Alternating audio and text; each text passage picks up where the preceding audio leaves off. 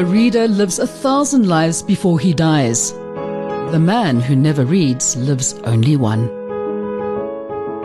Come into the reading room, all you lovers of language and literature. This is the place for those of us who believe that reading is essential as we seek to rise above the ordinary, and the reading room contains a host of extraordinary people, leading lights of the written word. Authors, literary critics, columnists and ideas people will tantalize your minds with their wordplay while discussing the ideas and worldviews that form our wonderful literary milieu. Come step into a world of magic, the place of undiscovered treasures, a room of reading.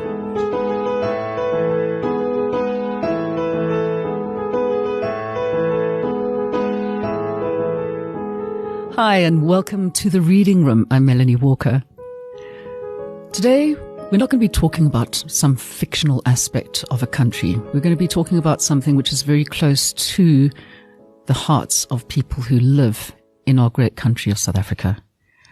But we're not going into the romantic side of thinking about where did South Africa come from and the landlords with their gold mines and the huge houses up on Parktown Ridge, or the diamond mining happening in the big hole in Kimberley. Yeah, sure, it's about mining, but it's not about those kind of stories. It's about where did it start, what has happened, and where is it going. It's a very sad story of how people's greed can actually take something which was keeping a country going and change it for the worse.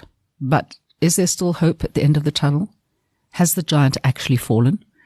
Well, to find out more, we've asked Dr. Ian Robinson, the author of The Giant Has Fallen, to come and chat to us today.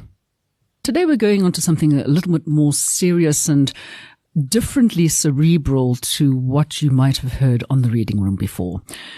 Since South Africa changed, should we say, leadership, ownership, a lot of different things changed ownership, let's put it that way, back in 1994. What has been actually happening here in South Africa? We've seen a lot of things happening that are not particularly useful to a lot of people, a lot of complaining, a lot of parastatals and NGOs and quangos and things falling down heavily.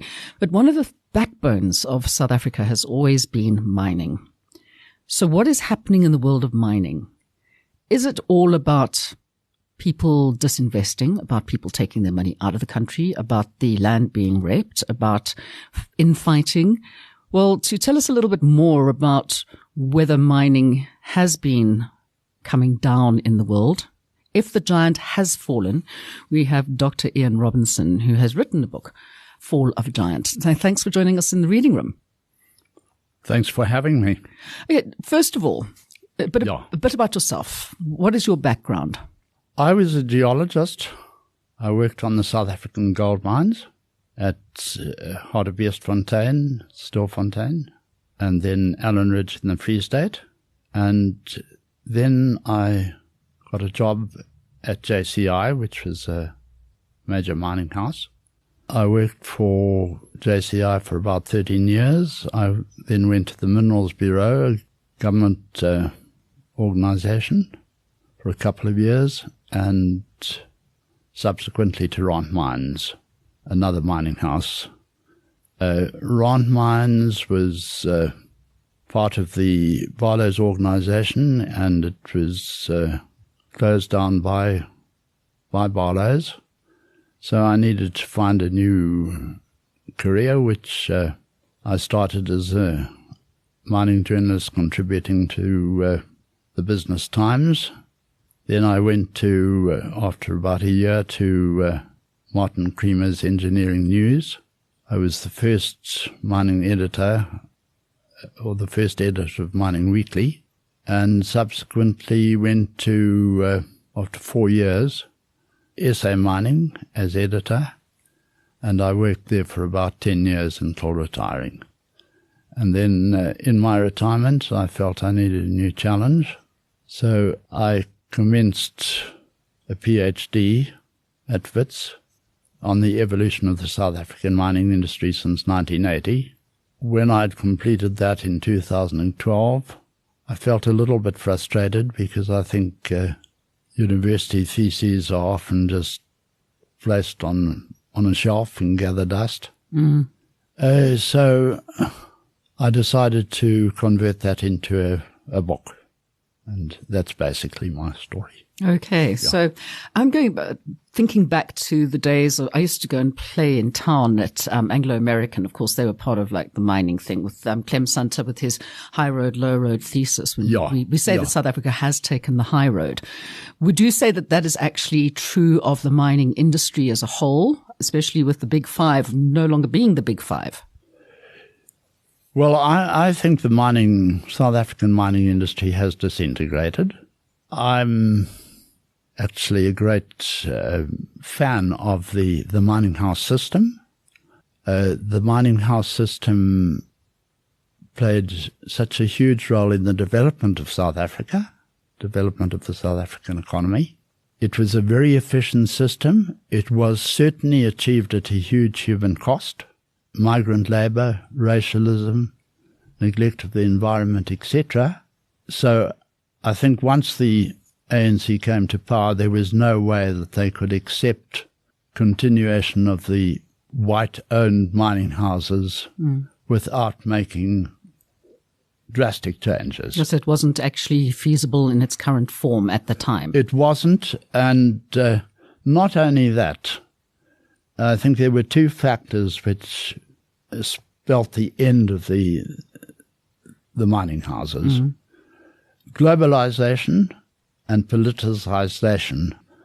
It was actually globalization which had the first effect, because investors, particularly the institutions in London, there was a guy called Julius Baring, who was one of the main people involved in placing pressure on the South African mining houses, complaining that they actually represented a value trap, that their share value didn't reflect the value of their underlying assets. This pressure and the lack of opportunities in South Africa, because the gold mines were becoming deeper all the time with lower grades, so there were less opportunities in South Africa for the mining houses. And I think some of the people were very ambitious. I certainly wouldn't exclude personal reasons, looking after themselves, their personal ambitions. But the first South African mining house which left our shores was Gencor, which had acquired the Dutch-based Billiton, which was very involved in aluminium.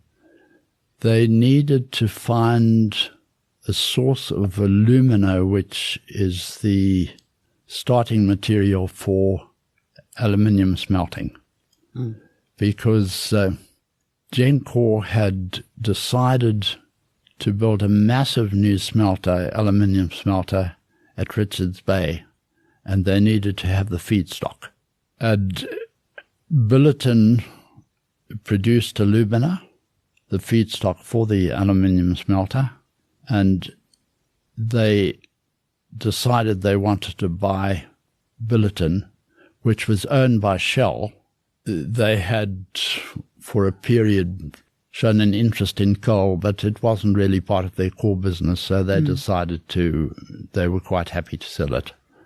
In order to pay for Billiton, they needed to go offshore, and they were given permission to go offshore without any conditions.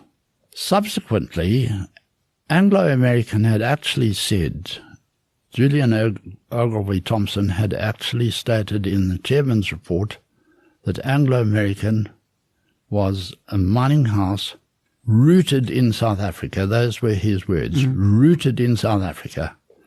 3 years afterwards, they also upsticked and went to London. We don't know the background. I would imagine that the ANC had probably placed pressure on them that, as I said, the ANC couldn't permit the South African mining industry to be dominated by white-owned mining houses without making major changes. So one doesn't know what went on behind the scenes. But the fact is that they were allowed to go to London. As far as we know, there were no conditions. I believe that these offshore listings have been disastrous for South Africa. I don't think that they should have been allowed to leave, because the mining house system, it wasn't confined to mining, just to digging stuff out of the ground.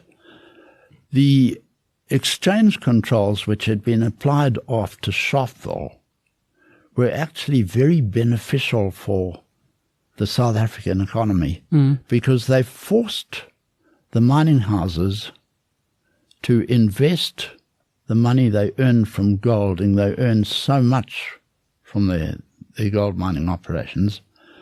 They were forced to invest in other projects in South Africa. Because, of course, when we think about mining in South Africa, immediately everybody's minds firstly go to gold, to diamonds, and then to platinum, and then, of course, coal. But, I mean, there's so many other things that are happening as well that people don't think about, the smaller things. Obviously, when the bad news comes through about a mine collapsing on illegal miners somewhere in South Africa, then obviously people start knowing more about it.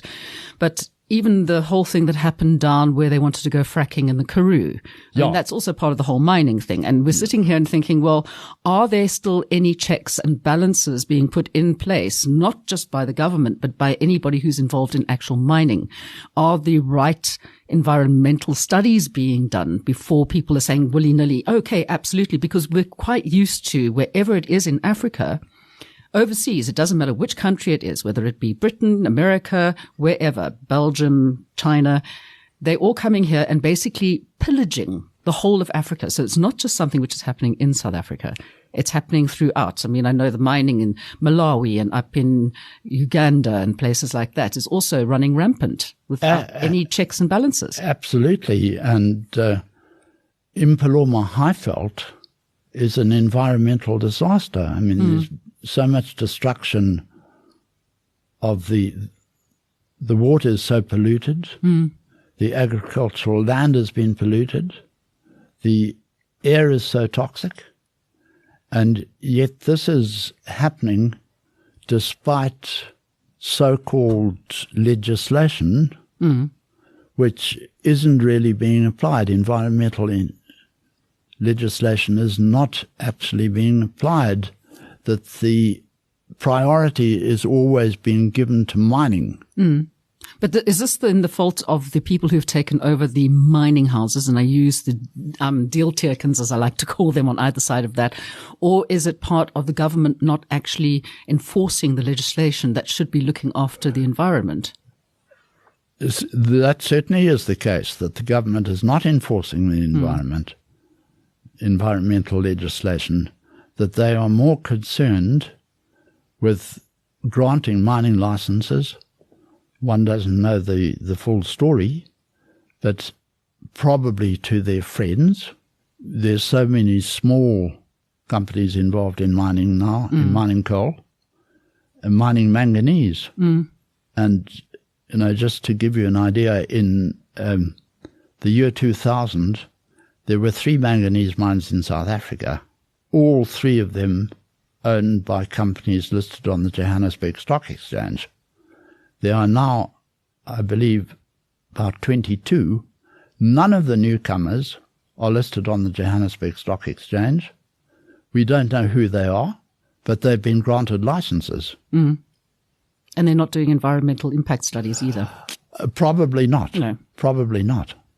So, mining has been prioritized at the cost of the environment. Well, because, of course, mining is a lot more kind of put money in your pocket than the environment does. Absolutely. And, you know, if agricultural land is destroyed in Mpumalanga Highveld, it doesn't have an immediate impact, whereas starting a new coal mine, you know, it's Big problem, yeah. It provides revenue very, very quickly. So back in the days when the 5 mining houses were still running things, Yeah. okay, they obviously did keep within the letter of the law, or did they not? Because we still hear about the skullduggery that was going on behind the scenes a lot of the time. I think they were much more transparent. Mm. They were listed on the Johannesburg Stock Exchange, and all their subsidiary companies were listed on the Johannesburg Stock Exchange. So they were obliged to produce company reports, have annual general meetings.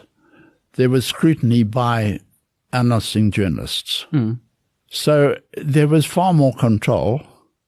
I think as far as their own contribution to the environment is concerned, that they didn't really plan for the future. You know, we hear about this acid mine drainage leaking out in the CBD. I don't think it started yet, but there were fears that that would happen.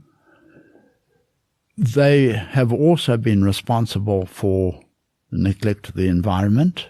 They were negligent, very negligent as far as health and safety on the mines was concerned. Very poor record of safety. Silicosis is a very interesting story.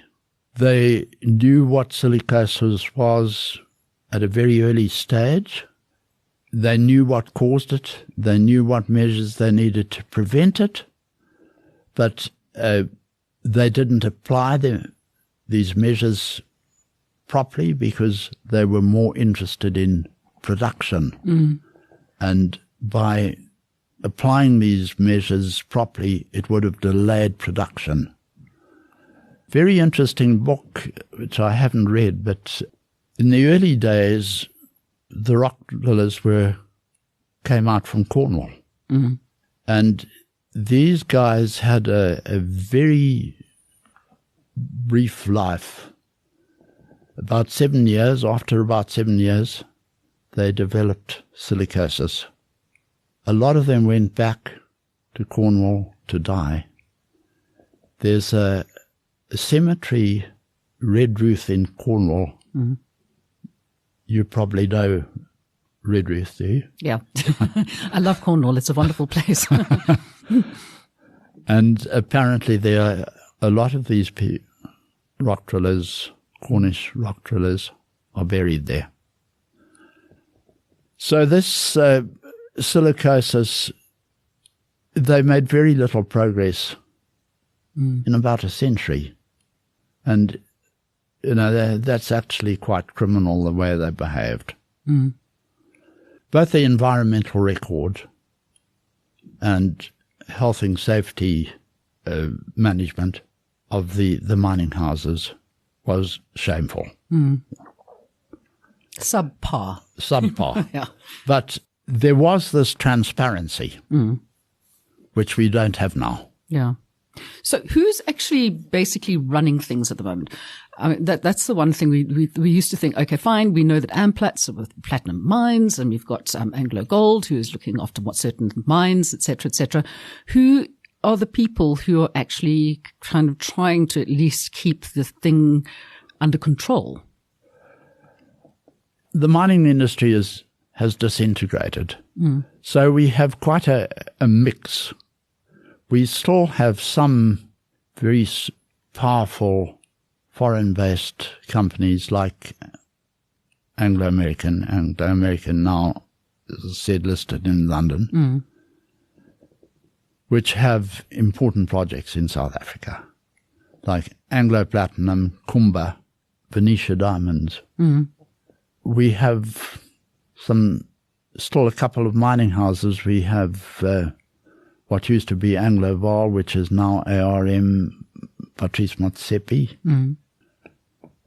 Some of our largest mining metallurgical companies have been taken over by foreign interests. And this I find quite disgraceful, that sitting in London, Anglo-American, say, proudly proclaim, we are a global mining company. Mm. We must dispose of all our industrial assets in South Africa.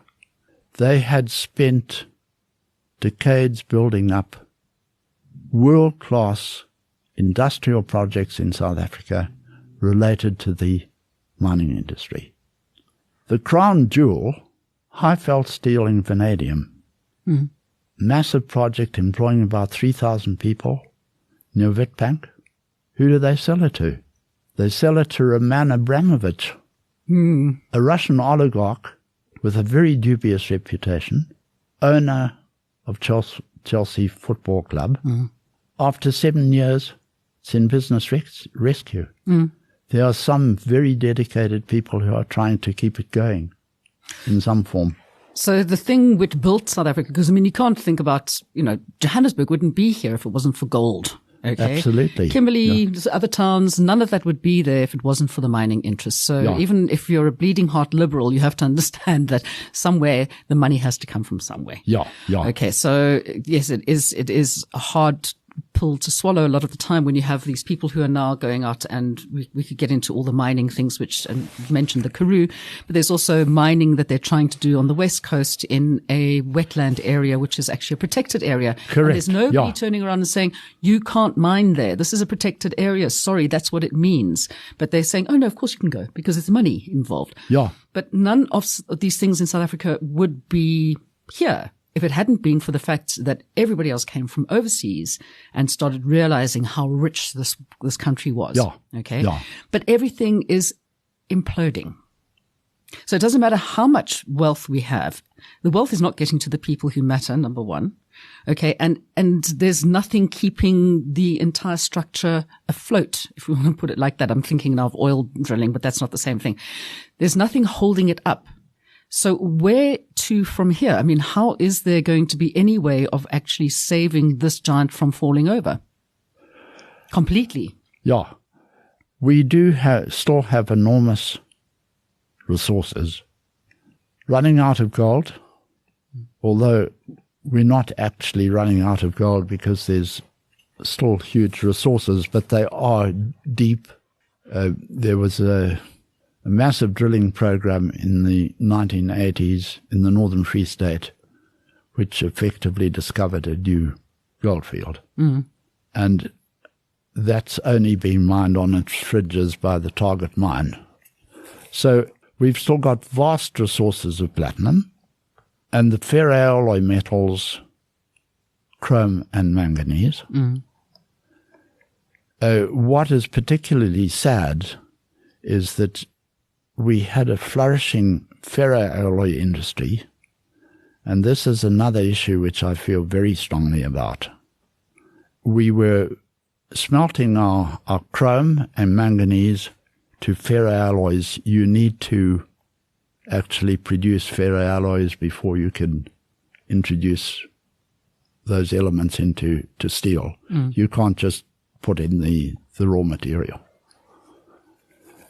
Samancor, a proud South African company with origins going back to 1926.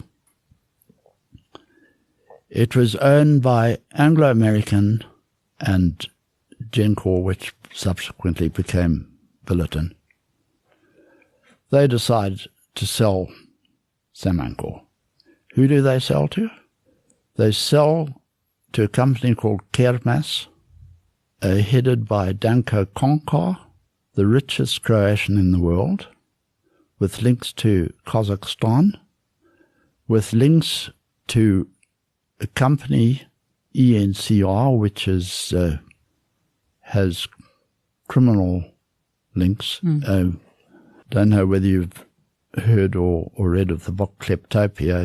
It's well described in this book. And in contrast to when it was South African owned and had regular AGMs and we were very open to visits by journalists and analysts, no. Nothing. Absolutely inaccessible. Absolutely inaccessible. Now, in 2019, this very militant trade union, AMCU, instituted a case against Sam Ancor, complaining that they weren't looking after minority interests. And the whistleblower was a guy called Miodrag Kon, K-O-N. And he described the corruption in the organization.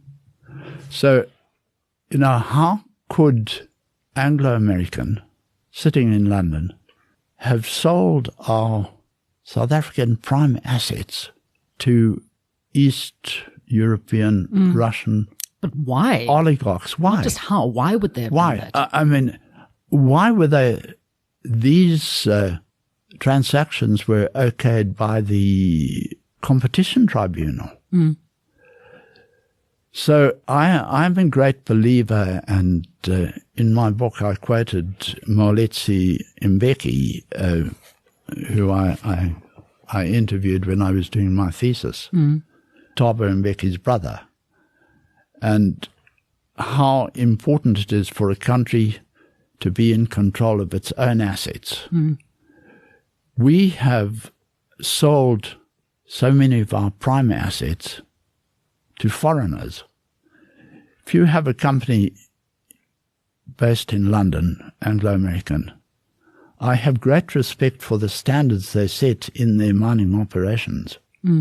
But the point is, They should have kept it. they are cherry-picking what they are prepared to invest in South Africa, whereas when they were based in Johannesburg, they would tackle everything. They wouldn't just tackle mining operations.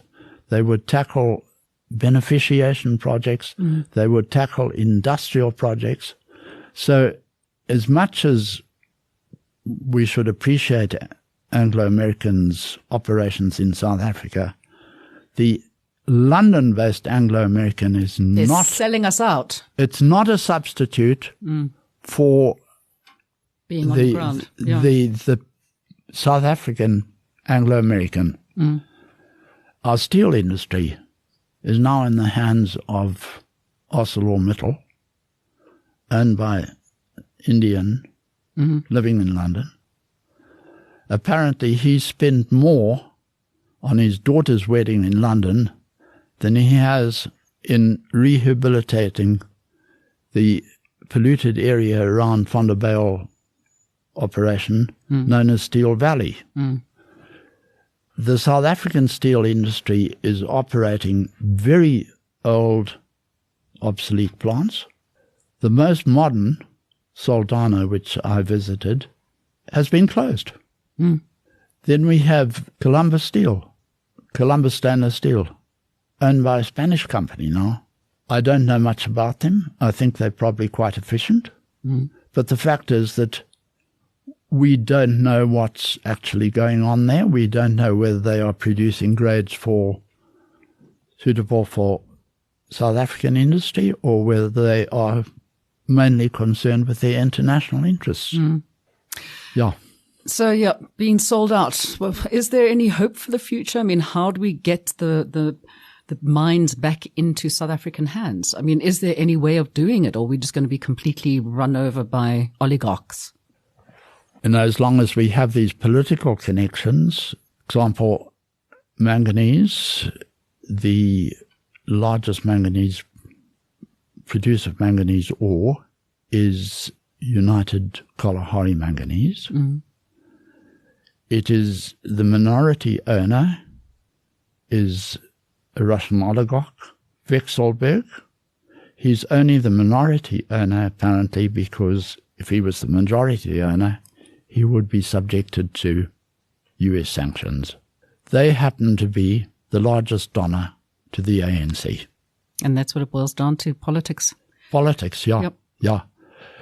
I think there is hope. We still have good South African-based companies like Impala Platinum.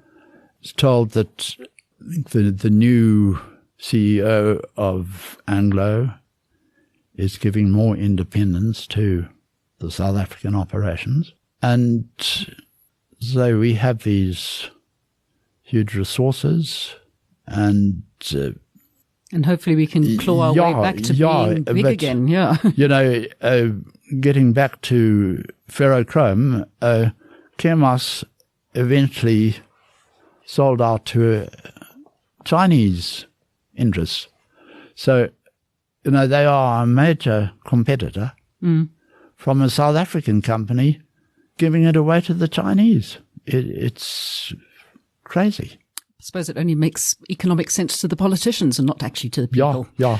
Okay. And then, another major difference between then, in the mining house days, and now, of course, is the infrastructure. That they had an infrastructure which was being kept up.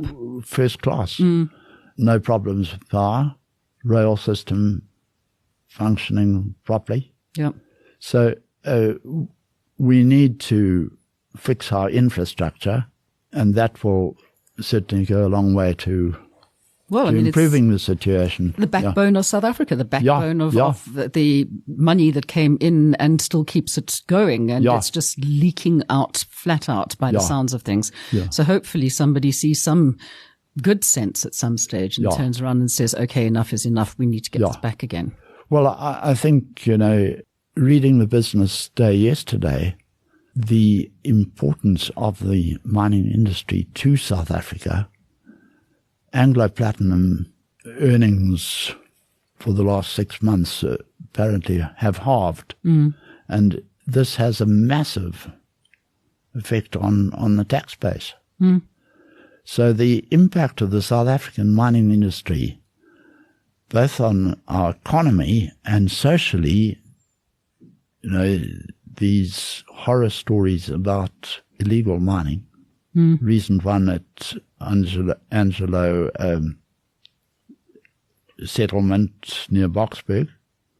It just highlights how important the mining industry is to this country.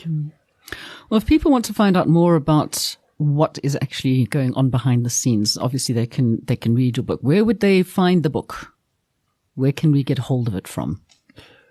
It's been published by the SA Institute of Mining Metallurgy, and I'm very grateful to them. I think it was very appropriate. It's available through them, and just contacting the SA Institute of Mining Metallurgy, which is in Rosebank. It's SAIMM. Yeah, Southern African Institute of Mining Metallurgy. Yeah. So you just Google that and you'll be able to find the book. Well, I mean, it's actually quite fascinating hearing about the behind the scenes, because it's not something that really has much of an impact on the general human being in South Africa. It's not something that we really think about, but it is something we should all be thinking about and should be a little bit more aware of what's really happening. Yeah, I think that mining is so much part of South Africa's DNA. And older people like myself who remember the 6 mining houses, the offices of the 6 mining houses in the Johannesburg CBD, and now they either derelict or they're occupied by government departments, and the string of prosperous gold mining towns stretching from Evander in the east to Klerksdorp in the west. They're all now ghost towns. They're now ghost towns, and they're turf wars for illegal miners. The signs are quite evident, but people do tend to get on with their own lives, and if they're not affected directly by something, then they don't really notice what's going on. I mean, people all have to think of their own activities and what they're going to do the next day, etc. Yeah. Get on board with it, people. Yeah. Be informed. This is the only way that our country can actually move forwards, as far as I'm concerned. And I'm sure a lot of people would agree that if you don't know what's going on, you can't do anything about it. Yeah. Well, I think that is important. And, without learning the lessons, you can't change, and you don't know what route to follow. And if you don't write history down, then it disappears. One won't learn from it. So we need to learn from it. And I think there are indications that, the government is starting to realize just how critical the mining industry is to the country. I absolutely agree. All right. For those of you who want to find out more, don't forget that you can get a hold of that book, SAIMM. Just Google it. And Dr. Robinson, thank you so much for coming and sharing this with us. I think that a lot of people might get a fairly unpleasant surprise not knowing what was being going on and where the wealth is now concentrated in the hands of. But we wish you all the best with your book, and hopefully we'll find some more coming out with good news. No, thanks very much, Melanie. So any of you who are looking for the book, don't forget, of course, get along to saimm.co.za, and you can just have a look there and check it out and go and buy one. You've been listening to another production from Solid Gold Podcasts.